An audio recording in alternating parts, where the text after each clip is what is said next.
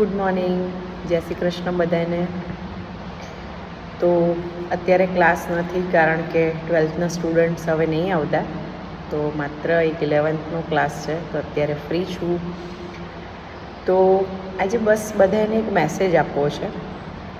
અત્યારે તમે ઇન્સ્ટાગ્રામ પર, યુટ્યુબ પર અને ઘણી બધી જગ્યાએ એક મંકીની સ્ટોરી જોતા હશો, જે એક જાપાનનું નાનું મંકીનું બચ્ચું છે, જેનો જન્મ જુલાઈ 2025માં ઇચિકાવા સિટીમાં થયો હતો.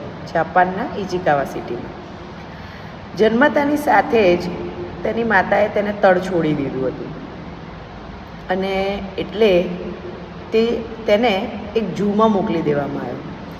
પરંતુ એ ઝૂના બીજા મંકીસે પણ તેને પોતાના ગ્રુપની અંદર લેવામાં ઇનકાર કરી દીધો, એટલે કે એ લોકો પણ તેને રાખતા નહોતા અને એક્સેપ્ટ ના કર્યું. માટે એવું સમજો કે એ મંકી, જેનું હવે તો નામ પણ પડી ગયું છે, જેનું નામ છે પંચ મંકી, તો એ ખૂબ જ અલોન ફીલ કરતો હતો.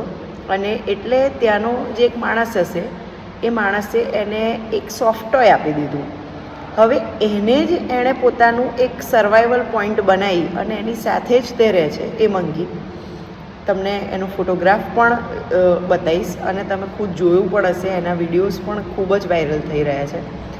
તો બસ મારો એક મેસેજ છે આનાથી એટલો જ કે આ દુનિયામાં માત્ર અને માત્ર તમારા મા બાપ જ છે જે તમને અનકન્ડિશનલ લવ કરી શકે છે, અને જેના લવની તમને પણ ખૂબ જ જરૂર છે.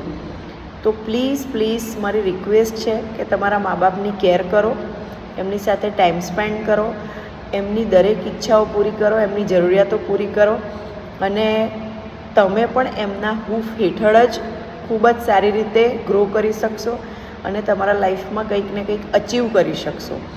તો બને તેટલું તમારા મા બાપની કેર કરો, એમની સાથે રહો, અને બસ એમના સપોર્ટ સિસ્ટમ તમે બનતા રહો અને એમનું સપોર્ટ તમે પણ લેતા રહો. Thank you so much.